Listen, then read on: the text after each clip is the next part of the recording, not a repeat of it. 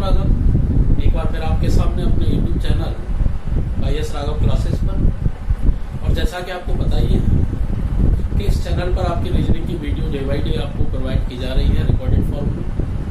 और कल मैंने आपके सामने ब्लड रिलेशन का पार्ट सेकंड में लेकर आया था और आज हम इस चैप्टर को कंप्लीट कर रहे हैं। और आज हम बात करेंगे ब्लड रिलेशन के पार्ट थर्ड की।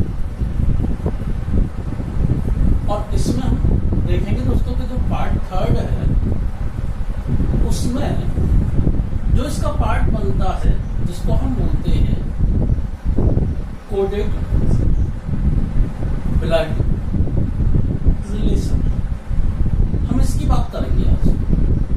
इससे पहले जो कुछ समय पहले और कल मैंने आपको दो पार्ट इसके कराए हैं ऑलरेडी ब्लड रिलेशन के। इसमें पार्ट 1 में हमने बात की थी पजल बेस्ड की,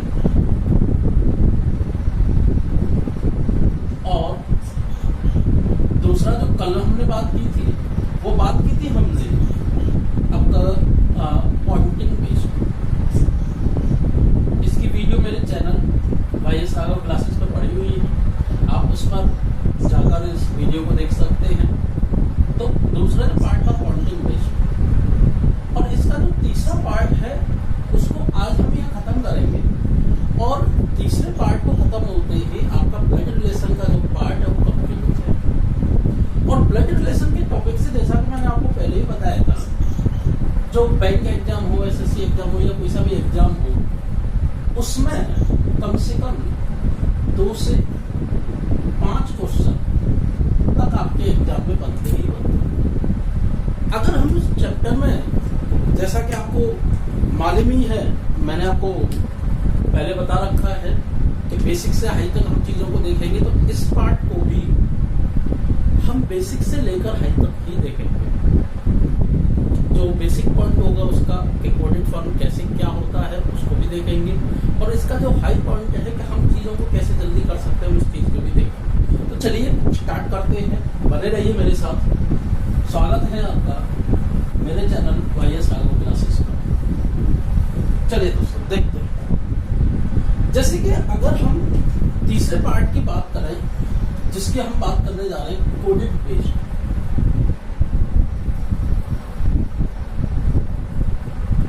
ब्लड रिलेशन। अब इसमें होता क्या है, सबसे पहले हम इस चीज को देखेंगे कि इसका नाम जो है वो कोडेड बेस्ड क्यों पड़ा। क्या वजह रही कि हमने इसको कोडेड फॉर्म बोला। हिंदी में अगर बात करें तो इसका कोड का मतलब होता है सांकेतिक। सांकेतिक सांकेतिक के आधार पर रक्त संबंध। ब्लड रिलेशन का मतलब क्या होता है, रक्त संबंध। देखिए अब तक हम जो पजल बेस्ड और जो हमारा पार्ट जो चल रहा था जिसमें हम बात कर रहे थे पजल बेस्ड में और पॉइंटिंग बेस्ड में, हमने अब तक चीजों को डायरेक्ट देखा। मतलब हमें जो भी कंडीशन दे रखी है वो इस तरीके से दे रखी है, A H father of B, A B के पिता है। लेकिन अब हम जो इसको देखेंगे वो इस तरीके से देखेंगे कि A B के पिता कब होंगे। जैसे सब कुछ करिए A @ अगर मैं इस तरीके से कहूं कि A @ B that means A is father of B, मतलब A B के पिता जब होंगे जब दोनों के बीच में जो साइन होगा वो क्या होगा, @ का। जैसे कि A @ B that means A is the father of B। अगर मैं ये कहूं कि P @ Q, तो इसका मतलब क्या हो जाएगा, तो इसका मतलब हो जाएगा कि P is the father of Q। P is the father of Q, मतलब जो P है वो Q के क्या है, पिता है। P Q के पिता है। भाई हमें कंडीशन यही तो दे रखी है। अब हमने P और Q का रिलेशन @ के बेसिस पर कैसे निकाल लिया, क्योंकि हमें इस कंडीशन में गिवन था कि a@b that means a is the father of b। मतलब जब भी दो व्यक्तियों के बीच में अगर @ का साइन आ जाएगा तो दी गई कंडीशन के अनुसार, ध्यान रखना हमेशा नहीं, दी गई कंडीशन के अनुसार पहला व्यक्ति दूसरे व्यक्ति का क्या हो जाएगा, पिता हो जाएगा, मतलब फादर हो जाएगा। क्लियर हुआ? अगर मैं इसको ऐसे ना देता और सिंपल बोल देता कि A is the father of B, तो बताइए मुझे how is Q related to P? How is Q related to P? मतलब Q जो है वो P की कौन है? तो हम कहते थे कैन नॉट बी डिटरमाइंड। क्यों? क्योंकि A B का पिता है, लेकिन Q P का कौन है हमें क्या पता, अननोन है। लेकिन A @ B that means A is the father of B, तो उसी हिसाब से Q @ P दैट मीन्स क्या हो जाएगा कि Q इज द, अब हम बता सकते हैं कि Q जो है वो P के पिता है। यहां तक चीजें क्लियर हो गई होंगी। तो हम इसको कोड बेस क्यों बोलते हैं, मैं आपको ये बताना चाह रहा था, क्योंकि यहां जो रिलेशन है, जो फादर का रिलेशन है A और B के बीच में, वो हमने एक कोड से रिप्रेजेंट कर दिया। मतलब रिलेशन को हमने किससे रिप्रेजेंट किया, रिलेशन को हमने कोड से रिप्रेजेंट कर दिया। और जब हम जिस भी पार्ट में कोड से किसी भी रिलेशन को रिप्रेजेंट करते हैं, तो वही पार्ट ब्लड रिलेशन का कहलाया जाता है कोडेड ब्लड रिलेशन। मतलब रिलेशन को कोड से रिप्रेजेंट करना, या हम ये कह सकते हैं कि कोड के आधारित हमें रिलेशन दिए गए। इतना क्लियर हुआ या नहीं? क्लियर हो गया होगा। तो चलिए अब इसमें क्वेश्चन कैसा आता है इसकी बात करेंगे कि कोडेड ब्लड रिलेशन में जो क्वेश्चन होता है वो किस तरीके का होता है। तो ध्यान दीजिएगा, बहुत सिंपल वे में पढ़ाऊंगा, बहुत आसान तरीके से पढ़ाऊंगा, आप बस लास्ट तक बने रहिए और देखते रहिए। रीजनिंग के लिए आपको कहीं और जाने की जरूरत नहीं है। जो भी मुझसे जुड़े हुए व्यक्ति हैं, आपको रीजनिंग का पूरा सिलेबस मैं यहीं कराऊंगा बिल्कुल फ्री, आपको बिल्कुल परेशान होने की जरूरत नहीं। देखिए, हमें यहाँ पहले 3 से 4 कंडीशन दी जाती है कोड के बेसिस पर। कितनी? 3 से 4। अब कैसे कंडीशन, तो ध्यान दीजिएगा, जैसे कि A + B that means A is mother of B, mother of B। Hindi में A B की मां है। क्लियर हुआ? दूसरी condition A - B that means A is sister of B, A B की बहन है।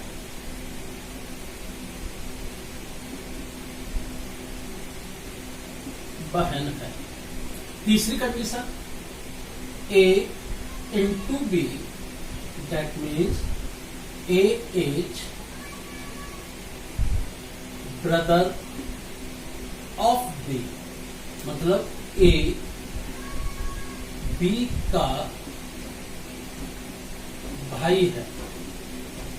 और चौथी condition A / B that means A is father of B, A B के पिता है। अब ये हमारी 4 कंडीशन हो गई, और इन चारों कंडीशन के बेसिस पर अब हमें दिए जाएंगे यहाँ क्वेश्चन। अब क्वेश्चन कैसे होते हैं, तो देखिए, इन चारों कंडीशन के बेसिस पर या 5 कंडीशन दे दिया जाए, लेकिन 4 और 5 से ज्यादा नहीं दिखता है, हमें यहाँ 3 तरीके के क्वेश्चन पूछे जाते हैं। और वो कौन कौन से? तो पहला क्वेश्चन होता है जिसमें इक्वेशन गिवन हो और पूछा जाए कि रिलेशन क्या होगा। दूसरा, मतलब समीकरण देकर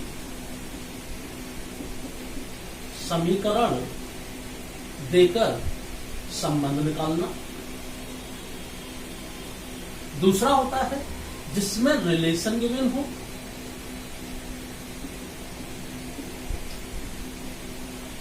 और पूछा जाए कि इक्वेशन क्या होगी,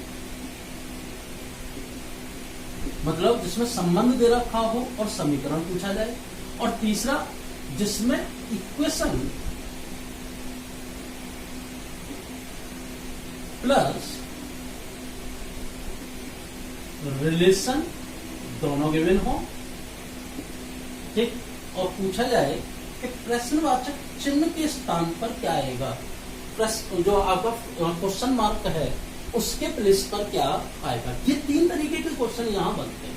तो चलिए हम बात करते हैं क्वेश्चन पहले की और देखते हैं पहला जो क्वेश्चन है वो क्या है और कैसा है।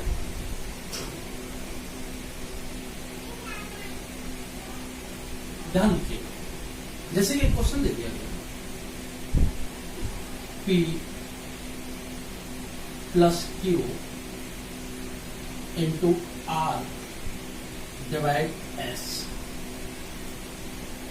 जो हमें ये इक्वेशन गिवन है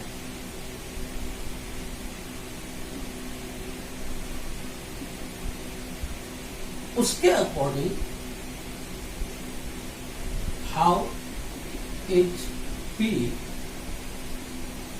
related to S, P S से किस प्रकार संबंधित है। ठीक, अब देखिए जैसे कि हमें जो क्वेश्चन को करना है वो क्वेश्चन को करने के लिए हमें एक मूल मंत्र याद रखना है। हमेशा मूल मंत्र ये याद रखना है कि हमें क्वेश्चन चाहे पजल बेस्ड हो, जैसा कि मैंने पहले भी बताया थी, चाहे पॉइंटिंग बेस्ड हो, चाहे हमें कौन सा दे रखा हो कोडेड बेस्ड, हम क्वेश्चन को देखेंगे how to start the question from where, मतलब कैसे क्वेश्चन को हम स्टार्ट करें, हम कहां से स्टार्ट करें, और एक फैमिली ट्री। ब्लड रिलेशन में ये 3 मूल मंत्र हैं। अगर ये कोई भी 3 मूल मंत्र कर लेता है तो उसके सभी के सभी क्वेश्चन सॉल्व हो जाएंगे। अब देखिए जरा कैसे हमें क्वेश्चन कहां से स्टार्ट करना है। तो ध्यान दीजिएगा, अगर मैं ये कहूं इसको इस तरीके से डिवाइड कर दूं, जैसे P प्लस Q, ठीक, अब Q का रिलेशन R से भी है, Q इंटू R, और R का रिलेशन किससे है, S, R डिवाइड S, ये हमने डिवाइड कर दिया। तो क्या ये इस तरीके का हमें नहीं दिखाई दे रहा है? बिल्कुल दिखाई दे रहा है। जैसे सपोज करिए यहाँ जाए P, यहाँ जाए Q, यहाँ Q R आ जाए, जैसे मल्टीप्लाई में Q और R है तो यहाँ Q और यहाँ R आ जाए, तो जो रिलेशन है वो कैसे कोड हो जाएगा, कोड को हम कैसे डिकोड करेंगे, तो जो हमें कंडीशन दे रखी है हम उस तरीके से उसको क्या करेंगे, डिकोड करेंगे। तो चलिए जरा देखते हैं कैसे। सबसे पहले हम फैमिली ट्री स्टार्ट करें, तो देखिए हमें क्वेश्चन को कैसे स्टार्ट करना है, इसको समझिए कहां से स्टार्ट करना है। ये जो पॉइंट है ये मेन डेटा है इसका, ये वाला पॉइंट, और ये मेन डेटा कैसे, ध्यान दीजिए, यहां A है शुरुआत में, और यहां सेकंड पोजीशन पर क्या है, B, या फर्स्ट पोजीशन पर क्या है A, और सेकंड पोजीशन पर क्या है B। मतलब जैसे अगर हम लेफ्ट से पढ़ना स्टार्ट करें तो हमें A के बाद B मिला, A के बाद B मिला, ये सब लो। यहाँ कोड की जगह पर क्या दे दिया गया, रिलेशन। समझ में आ रहा है या नहीं? तो अगर A जैसा A और B इधर दे रखा है पोजीशन पर, और वैसे ही अगर इधर दे रखा है, तो इसको बोलते हैं हम सिंपल कंडीशन। कौन सी कंडीशन बोलते हैं, सिंपल कंडीशन। और सिंपल कंडीशन में हमेशा जो क्वेश्चन स्टार्ट होता है वो left to right start. Is that clear or not? कहां से स्टार्ट हो जाएगा, लेफ्ट से राइट की तरफ। यहां तक क्लियर है सबको? अब कैसे स्टार्ट होगा, ध्यान दीजिए। जैसे कि मैं इसको हटा देता हूं, देखो जैसे अगर हम फैमिली ट्री बनाए, हमें मालूम पड़ गया लेफ्ट से स्टार्ट करना है, तो यहाँ क्या दे रखा है, P, और दूसरा व्यक्ति कौन है, Q। तो P और Q के बीच में कौन सा साइन दे रखा है, प्लस का, P ए और बी के बीच में क्या है, प्लस का साइन, और प्लस का साइन किसको रिप्रेजेंट करना है, मदर को। अब आइए सबसे पहली क्लास, जिसने पहली क्लास नहीं देखी वो ब्लड रिलेशन की दोनों क्लास देख ले, तो उसको थोड़ा बहुत समझ में आएगा, लेकिन पूरा नहीं समझ सकता, इसलिए पहली क्लास जरूर देखिएगा और दूसरी भी। अब जैसे फैमिली ट्री बनाने का मैंने पहली क्लास में तरीका बताया था, और वो क्या बताया था कि जैसे पी और क्यू, अगर कोई भी रिलेशन दे रखा है उसमें 1 जनरेशन गैप है, कौन सी जनरेशन, 1 जनरेशन, ठीक, तो हम उसको हमेशा एक किससे बनाते थे, वर्टिकल लाइन से। अगर 2 जनरेशन गैप है तो किससे बनाते थे, इस तरीके से। और अगर सेम जनरेशन की कंडीशन है तो हम उसको किससे बनाते थे, इस तरीके से, मतलब हॉरिजॉन्टल लाइन से। और अगर मैरिड कपल की बात हो रही है तो हम उसको पैरेलल लाइन से बनाते। इतना क्लियर। अब देखिए फैमिली ट्री, पी और क्यू के बीच में क्या है, प्लस। प्लस किसको रिप्रेजेंट कर रहा है, मदर, मतलब माँ को। तो P प्लस क्यू मतलब P माँ है क्यू की, माँ है फीमेल, मैंने बताया था मेल के लिए प्लस और फीमेल के लिए माइनस। P माँ है तो that means 1 generation horizontal line, हम इस तरीके से। किसकी माँ है, P माँ है क्यू की। यहां तक क्लियर, पहली कंडीशन सॉल्व। अब आते हैं क्यू और आर के बीच में क्या है, मल्टीप्लाई। मल्टीप्लाई किसको रिप्रेजेंट कर रहा है, ब्रदर को। तो पी और क्यू के बीच में, क्यू और आर के बीच में brother, that means same generation में आता है, तो हॉरिजॉन्टल लाइन चाहे इधर बनाओ चाहे इधर बनाओ, क्या आएगा, आर।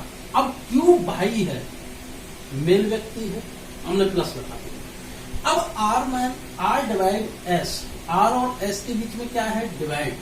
डिवाइड किसको रिप्रेजेंट कर रहा है, फादर को। डिवाइड फादर को रिप्रेजेंट कर रहा है, और फादर का जो जिसमें आता है वो कौन सा होता है, फादर की कंडीशन में 1 जनरेशन में, मतलब वर्टिकल लाइन। और कौन सा व्यक्ति, एस। अब कंडीशन क्या है कि A divide B, that means A is the father of B. तो आर डिवाइड एस मतलब R is the father of S, और फादर है तो मेल। क्या एस का जेंडर हमें डिफाइन हुआ, नहीं। अगर एस का जेंडर हमें डिफाइन नहीं हुआ है तो ध्यान रखना, हमने इस कंडीशन को कौन सी कंडीशन लिखा था, सिंपल कंडीशन। और एक चीज ध्यान रखना, जब हमें सिंपल कंडीशन दे रखी हो और कहीं भी हस्बैंड वाइफ की कंडीशन नहीं दे रखी है, तो हमेशा लास्ट वाले पर्सन, जो इक्वेशन है उसके लास्ट वाले पर्सन का हम जेंडर डिफाइन नहीं कर सकते। हम बता नहीं सकते कि उसका जेंडर क्या है, वो मेल है या फीमेल है, इसलिए या तो मेल होगा या फीमेल होगा, या कैन नॉट बी डिटरमाइंड। यहां तक क्लियर। अब क्वेश्चन क्या था, how is P related to S, मतलब how is P related to S, P S से किस प्रकार संबंधित है। सिंपल भाषा में कहें कि पी एस का कौन है। अब सपोज करिए आप हो एस और आपके पिता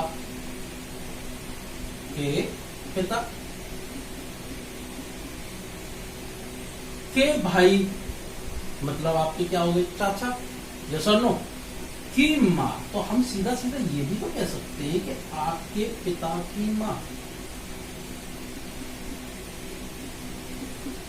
तो आपके पिता की जो मम्मी है वो आपकी क्या लगी, तो आंसर क्या निकल के आ जाएगा, दादी, मतलब ग्रैंड मदर। उम्मीद करता हूं आपको ये चीज समझ में आई होगी।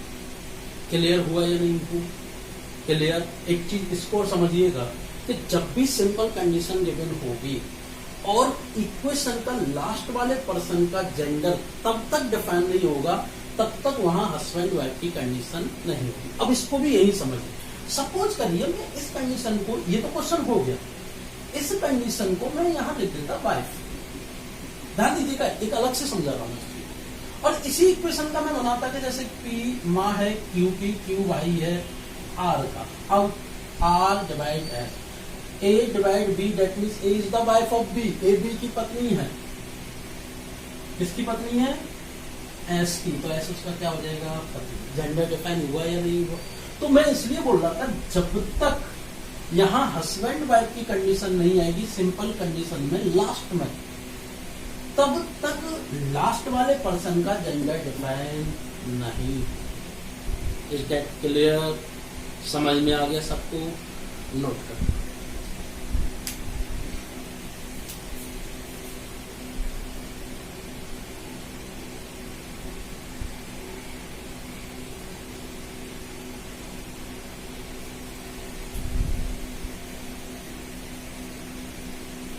चलिए बढ़ते हैं हम आगे और देखते हैं अगला क्वेश्चन क्या है।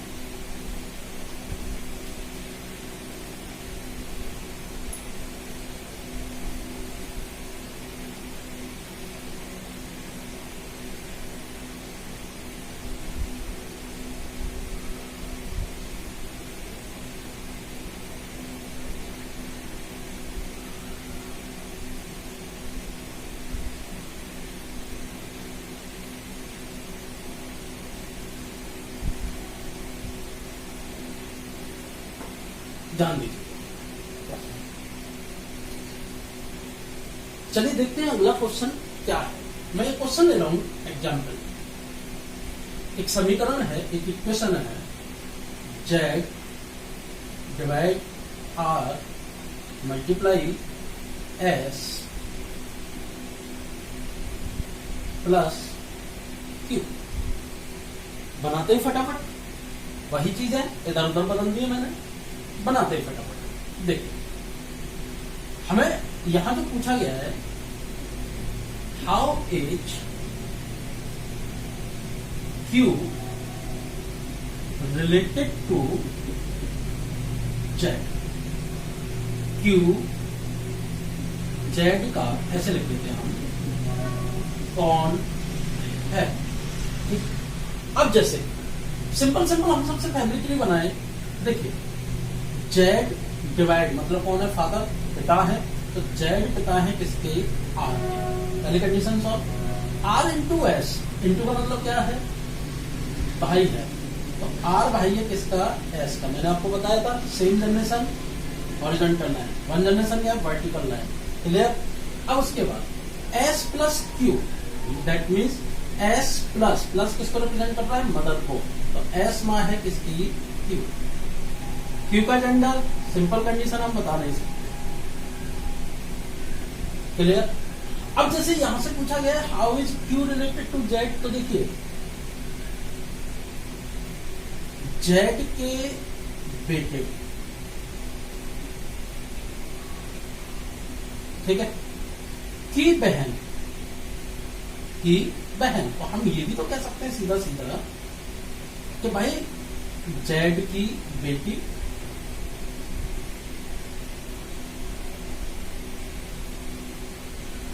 का बेटा या बेटी का बेटा या बेटी। ठीक। कौन लगा? तो इसको पहले उल्टा देख लो। क्योंकि माँ के पिता हमारे क्या लगते हैं? हमारी मम्मी के पापा कौन लगते हैं? हमारे नाना जी लगते हैं। और हमारे मम्मी के पापा अगर हमारे नाना लगते हैं तो हम नाना जी के क्या लगते हैं? देव के लगते हैं। ये सब नो। लेकिन जब जेंडर डिफाइन ना हो वो क्या लगेगा?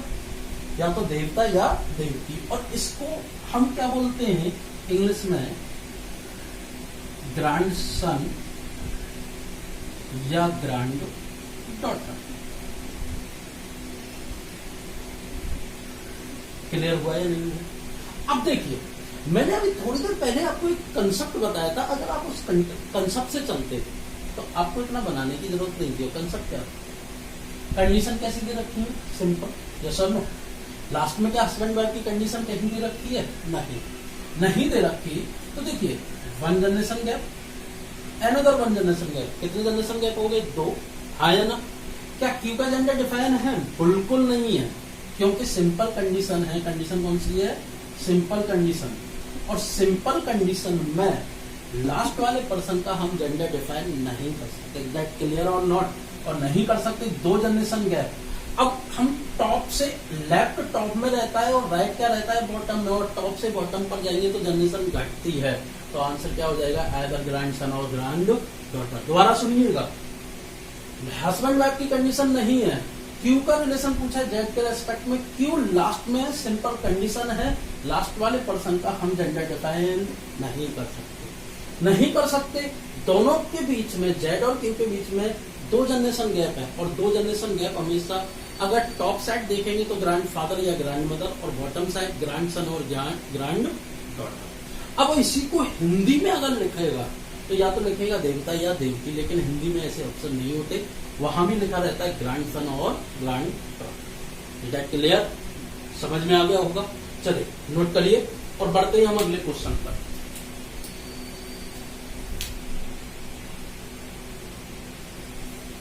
देखिए अगला क्वेश्चन क्या है।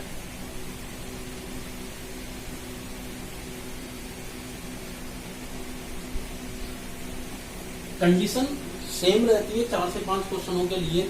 एसएससी में इसमें 3 कंडीशन दे देता है और 1 क्वेश्चन डाल देगा, पूछ लेता है।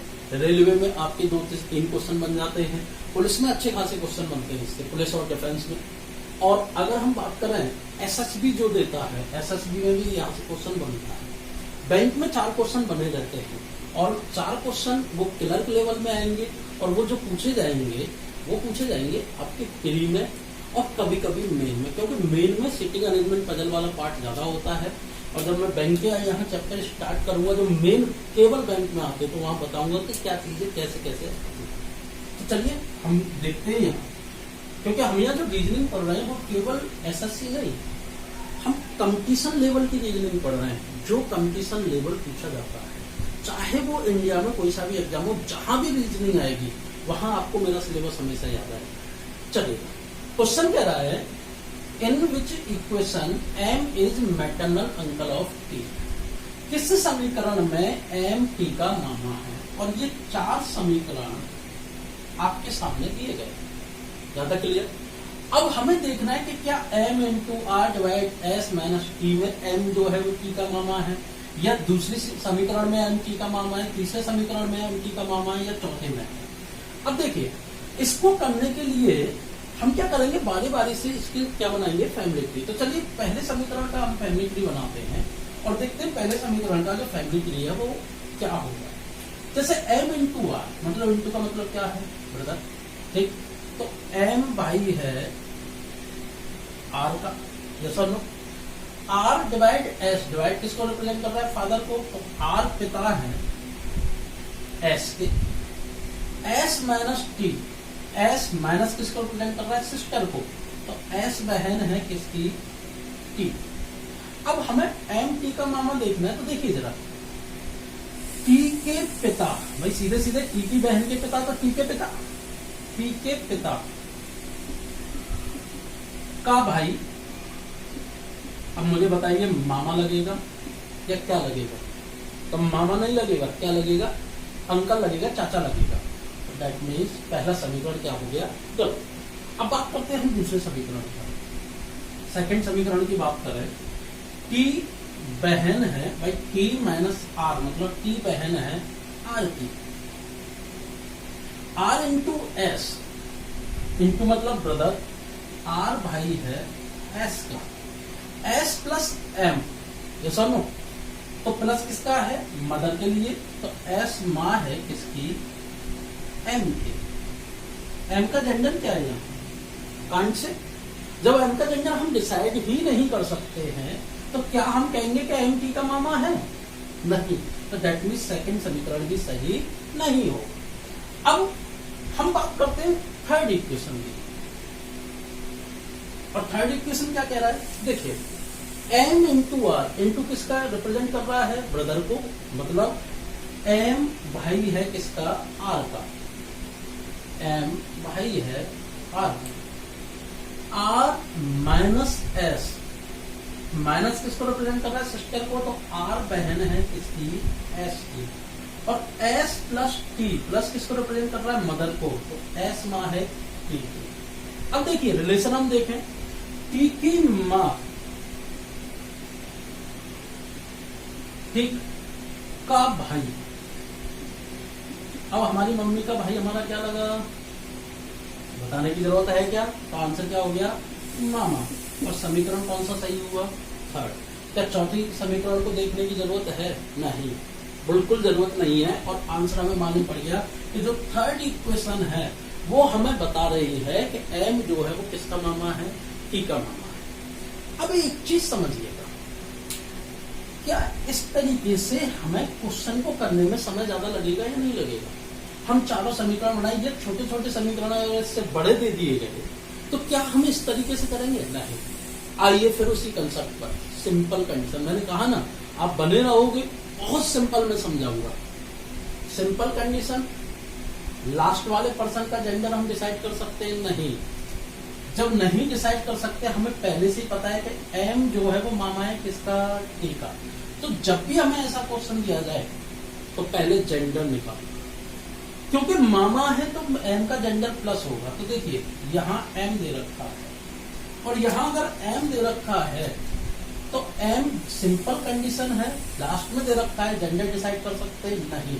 तो सेकंड समीकरण आपका सही नहीं होगा, करने की भी जरूरत नहीं है। ठीक, अब उसके बाद आप एक पहली कंडीशन फोर्थ पर देख लेते हैं। एम का आर से क्या रिलेशन है? एम आर सिस्टर, एम बहन है आर की, और हमने आज तक कहीं नहीं देखा कि जो बहन है वो मामा हो।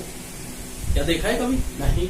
तो दैट मीन्स फोर्थ समीकरण भी आपका सही नहीं होगा। अब M into R, M into किसको रिप्रेजेंट कर रहा है? ब्रदर को होता है। इनका जेंडर क्या हो गया? प्लस।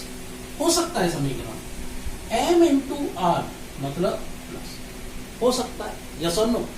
अब हमें किस किस के बीच में रिलेशन निकालना है? एम और टी के बीच में। हमारे पास इक्वेशन कितनी बची है? दो। कौन कौन सी? First and third. और फर्स्ट एंड थर्ड में अगर हम देखें कि एम और टी के बीच में जो मामा निकलता है वो मदर के रिलेशन में निकलता है, और मदर जो है यहाँ कोड कौन सा रिप्रेजेंट कर रहा है? प्लस। क्या एम और टी के बीच में कहीं प्लस का साइन है? नहीं। करने की जरूरत पड़ेगी? नहीं। अब ये चाहे समीकरण सही दे रखा हो तो भी, नहीं दे रखा तो भी ऑप्शन यही होगा। अब अपने आप को संतुष्टि करने के लिए केवल एक का क्या बना लो? Family tree. और जैसे ही एक का फैमिली ट्री बनेगा आप आसानी से क्वेश्चन को सॉल्व कर सकते हैं। क्लियर हुआ या नहीं? Any doubt? नोट करिए।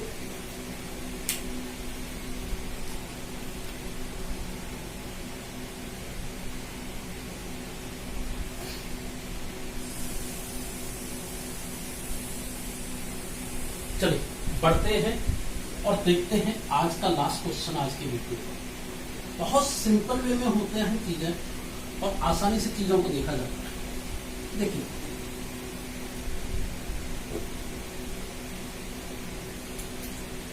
अगर हम थर्ड कंसेप्ट की बात करें जिसमें इक्वेशन और रिलेशन दे रखा हो, उसका क्वेश्चन कैसा होता है? देखिए तो देखते क्वेश्चन क्या है। क्वेश्चन कह रहा है what will come at the place of question mark in the given equation if M is maternal grandmother of Q. अब हमें इक्वेशन दे रखी है M plus R into S divide T minus Q. Hindi में पढ़ते हैं इसको कि दी गई इक्वेशन जो हमारे सामने, ध्यान दीजिएगा हिंदी वालों, मैं केवल बोल रहा हूँ, दी गई equation m plus R into S divide T minus Q में प्रश्नवाचक चिन्ह के स्थान पर क्या आएगा अगर m q की नानी है। क्लियर? कोई दिक्कत यहां तक? ठीक। अब देखिए मुझे एक चीज बताइए, जो हमारी नानी होती है वो कौन होती है? हमारी मम्मी की मम्मी। मैं यहाँ ऑप्शन नहीं लिख रहा, लेकिन ऑप्शन इस तरीके से दिए जाते हैं। चलो मैं लिख देता हूं ऑप्शन, जैसे कि प्लस डिवाइड आइदर प्लस और डिवाइड, क्योंकि ये कोड ही दिए जाएंगे। भैया कोड ही तो आएगा, कौन सा कोड आएगा? ठीक। और फोर्थ बोथ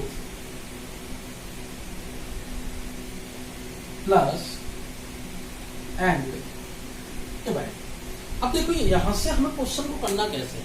देखिए सिंपल, जैसा कि मैंने आपको समझाया इसकी फैमिली ट्री बनाओ सिंपल तरीके से। और चलिए सिंपल तरीके से चल रहे हैं, जैसे क्वेश्चन मार्क आएगा वहां ब्रेक कर देंगे। ध्यान दीजिए, जैसे कि m प्लस आर, प्लस मतलब मदर, तो m माँ है किसकी, आर। पहली कंडीशन सॉल्व। अब आते हैं दूसरे का, आर और एस के बीच में इनटू, क्या कह रहा है ब्रदर, आर भाई है एस का। अब एस और टी का छोड़ दो, टी और क्यू के बीच में बनाओ। टी और क्यू के बीच में क्या है, माइनस, मतलब टी बहन है किसकी, क्यू की। यहां तक क्लियर। अब देखिए टी बहन है, अब मुझे एस और टी को क्या करना है, कनेक्ट करना है।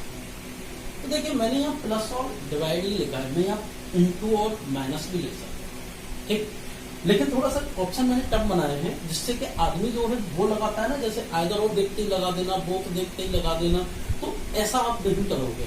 ध्यान दीजिए, जैसे एस और टी के बीच में हम जानते हैं कि जब भी नानी का रिलेशन आएगा तो यहाँ वो चीज आएगी जो इसको 2 जनरेशन गैप में बना दे, क्योंकि नानी का जो रिलेशन होता है वो 2 जनरेशन गैप का रिलेशन होता है। और जो नानी होती है वो हमारी मम्मी की मम्मी होती है। कौन होती है, मम्मी की मम्मी। अब देखिए हमें यहाँ क्यू की बहन है टी, तो एस और टी में रिलेशन क्या आएगा कि एस टी की माँ होनी चाहिए, तभी तो क्यू की मम्मी उसकी क्या होगी, नानी, यस और नो। और माँ है तो माँ के लिए कौन सा कोड आता है, प्लस, और प्लस आता है तो आंसर क्या हो गया, केवल प्लस। क्या ये सही होगा, नहीं। ये सही होगा, नहीं। ये सही होगा, नहीं। हम जानते हैं कि क्यू की मम्मी क्या होगी, हमारी नानी होगी। कैसे, जैसे मैं यहाँ पर सपोज करिए प्लस लिख देता हूं, दूसरे मार्कर से देखिएगा, मैंने यहाँ क्या लिख दिया, प्लस, और प्लस लिख दिया तो एस प्लस टी, मतलब एस माँ है किसकी, टी की। तो देखिए क्यू की माँ